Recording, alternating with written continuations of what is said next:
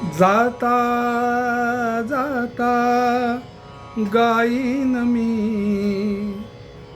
गाता गाता जाईन मी, गेल्यावरती ह्या गगनातील गीतांमधुनी राहीन मी. नमस्कार मंडळी, भावगीतार्थ या माझ्या यूट्यूब चॅनलवर आपले पुन्हा एकदा स्वागत आहे. डॉक्टर सलील कुलकर्णी या अवलिया गायकाचे संधी प्रकाशात या म्युझिकल अल्बम मधले हे एक अप्रतिम गाणे मी आज घेऊन आलो आहे. आता अवलिया का, तर लहानपणापासून अत्यंत हुशार,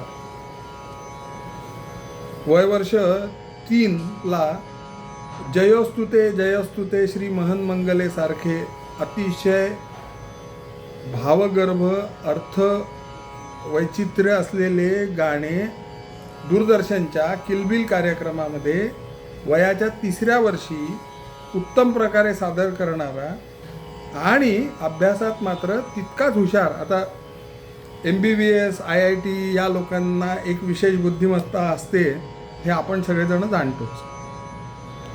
MBBS सारखं अवघड शिवधनुष्य या गृहस्थांनी लीलया पेललंच नाही, तर काही काळ प्रॅक्टिस करून सुद्धा पुण्यात आज चांगल्या प्रकारे संगीत अकॅडमी स्वतःची तो रोज करतोय. म्हणजे त्याचं आव्हान स्वीकारलं आहे त्याने. गायनावर मनसोक्त प्रेम करणारा आणि उत्तम गाता गाता लहानपणापासून साहित्याचे सकस संस्कार पिंडावर करून घेणारा व Michael Jackson, AR Rahman, Ghulam Ali अशा सर्व वेगवेगळ्या गाणं प्रकारांच्या लोकांना सदैव रमणारा या गाणं प्रकारांमध्ये आणि वेगवेगळ्या शैलींची ओळख करून घेणारा एक उत्तम गायक, स्वतःच्या साहित्य संस्कारांचा वापर आपल्या उत्तम गाणं निर्मितीत उतरवणारा एक गुणी कलावंत म्हणून मी त्याला अवलिया म्हणलो.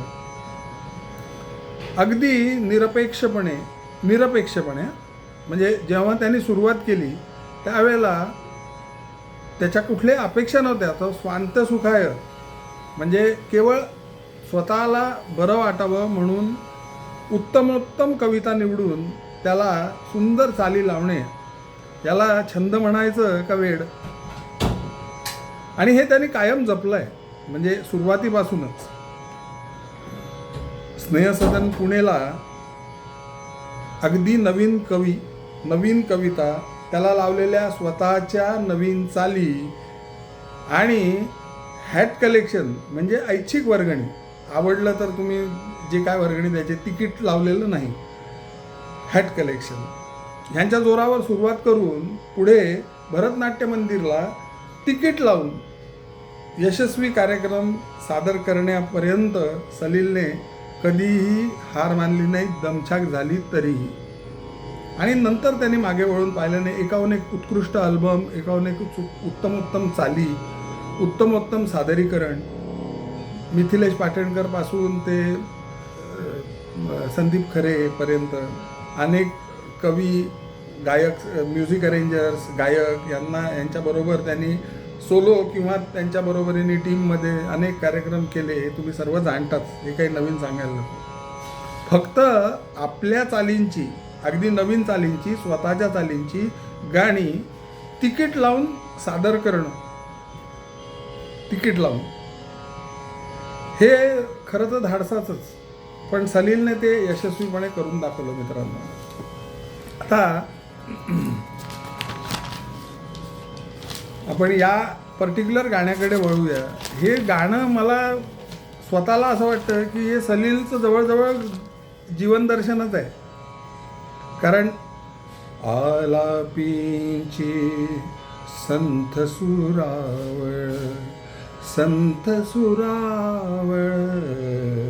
आलापींची संत सुरावळ, वारागांचा संकर गोंधळ, कधी आर्तता काळजातली, केव्हा फक्त बहाणे माझे जगणे होते गाणे. हेच तर नाही आहे का? आलापींची संत सुरावळ. मित्रांनो, आपल्या आयुष्यामध्ये अनेकदा असा एक पॅच येतो, असा एक काळ येतो की ज्या वेळेला फक्त संथ सुरावळ सुरू असते, संथ आपलं आयुष्य झालेलं असतं. कधी कधी ते स्टॅग्नन्सीकडे जात आहे का हे सुद्धा आपल्याला वाटतं, पण एकंदरीत स्टॅग्नंट असतं. त्या स्टॅग्नन्सीचा, त्या संथपणाचा कधी कधी कंटाळाही येतो, कधी कधी हवंसंही वाटतं. आणि कधी जसे राग एकमेकात मिसळून एक वेगळ्या प्रकारचं प्रेझेंटेशन होऊ शकतं, तसंच रागांचा संकर गोंधळ आपल्या आयुष्यात पण येतो. अनेक भावभावना, चांगल्या वाईट, ज्या अपॉर्च्युनिटीज म्हणा किंवा जे फेल्युअर्स म्हणा किंवा जी अचानक उभी राहणारी संकटं, यांचा संकर गोंधळ हा कधी अनुभवायला मिळतो. कधी आर्तता, काळजातली आर्तता, आणि केव्हा केव्हा फक्त बहाणे. प्रत्येक गोष्टी, मला हे का जमलं नाही तर माझं अमुक झालं म्हणून मी तमुक करू शकलो नाही, हे फक्त बहाणे. हे सगळं मिळून असतं आयुष्य आहे. त्याला भेळ म्हणा किंवा त्याला जे का जो काय पदार्थाचं तुम्हाला नाव द्यायचं, पण आयुष्य तसंच असतं. मग राईमधले राजस पूजन, कधी स्मशानातले क्रंदन. राईमधलं राजस पूजन म्हणजे आपला एक बगीचा आहे, आपलं आयुष्य म्हणजे. त्याच्यामध्ये आपण प्रिय व्यक्तींबरोबर बसून राजस पूजन करतोय, म्हणजे सगळं गुढी गुढी प्रेमाचं, आनंदाचं, उत्साहाचं वातावरण असतं. आणि कधी डायरेक्ट स्मशानातलं क्रंदन. कधी कधी संकटांची तीव्रता इतकी वाढते की ते स्मशानातलं क्रंदन असं व्हावं असं वाटायला लागतं. अजाणतेचे अरण्य केव्हा, काय पुढे काय लिहिलं आहे, प्रारब्धात काय लिहिलं आहे, त्या अरण्यामध्ये आपण फिरत असतो. आणि केव्हा शब्द शहाणे, शब्दच शहाणे होतात. काहीतरी कोणीतरी एक गुरु म्हणून, मार्गदर्शक म्हणून, फ्रेंड, गाईड, फिलॉसॉफर या तऱ्हेने आपल्यासमोर येतो आणि ते त्याचे जे शब्द असतात किंवा आपल्या अंतर्मनात उमटलेले शब्द असतात ते आपल्याला कधी कधी शहाणं करून देतात. जमले अथवा जमले नाही, खेद खंतना उरली काही.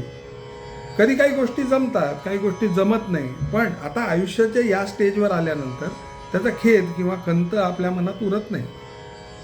आणि अदृश्यातील आदेशांचे, म्हणजे अदृश्यातले आदेश म्हणजे कुठले, तर आपली नियती, प्रारब्ध, काय तुम्हाला नाव द्यायचं ते. अदृश्यातील आदेशांचे ओझे फक्त वाहणे. फक्त आपण ओझ्याचे धनी होतो, गाढव पण ते म्हणवत नाही, पण अदृश्यातल्या आदेशांचं पालन हे प्रत्येकाला करावंच लागतं. कधी मनाचे, कधी जनाचे, कधी घनास्तव, कधी मनाचे, कधी घनाशय, कधी निराशय, केवळ नाद तराणे. सगळ्या त्याच भावना आहेत, पुन्हा पुन्हा. कधी मनाचं, कधी जनाचं ऐकतो आपण, किंवा ते प्रेशर असतं, पियर प्रेशर ज्याला म्हणतो. कधी घनास्तव, कधी मनाचे, कधी घनाशय, कधी निराशय. घनाशय खूप डीप अर्थ असलेला किंवा खूप डेन्स अर्थ असलेला म्हणजे घनाशय, आणि निराशय अजिबात ज्याच्यामध्ये आशय नाही असं. केवळ नाद तराणे, की हे जे नाद असतात ते तराण्याच्या स्वरूपामध्ये आपल्या वरती ॲक्ट करत असतात, आपण त्यांच्याप्रमाणे वागत असतो. असा एक छान कोलाज भावभावनांचा, वेगवेगळ्या भावभावनांचा कोलाज आपण आयुष्य म्हणून बघतो. मित्रांनो, मी हे जे भावगीतांचे भावगीतार्थ तुम्हाला सांगतोय, भावगीतांचं माझ्या दृष्टीने लावलेले जे अर्थ आहेत ते जे मी सांगतोय ते तुम्हाला आवडत आहेत का, पटतायत का, जरा कमेंट्समधनं कळवा प्लीज. तुमचे स्वतः तुम्हाला काय वाटतं या गाण्याबद्दल ते पण मला कळवा, म्हणजे मला माझं थिंकिंग किंवा मला माझ्या विचारांची डेप्थ त्याच्यामधनं वाढवता येईल आणि मला त्याची मदत होईल. तुमच्याकडनं आलेल्या कमेंट्समधनं माझं शिक्षण होईल आणि ते कोणाला तरी दुसऱ्याला शिकवेल, एवढीच माझी अपेक्षा आहे. प्लीज कमेंट करा, शेअर करा, लाईक करा, सबस्क्राईब करा आणि हे प्रेम असंच उत्तमोत्तम पुढे वृद्धिंगत हो अशी प्रार्थना करतो. पुन्हा भेटूया लवकरच. धन्यवाद.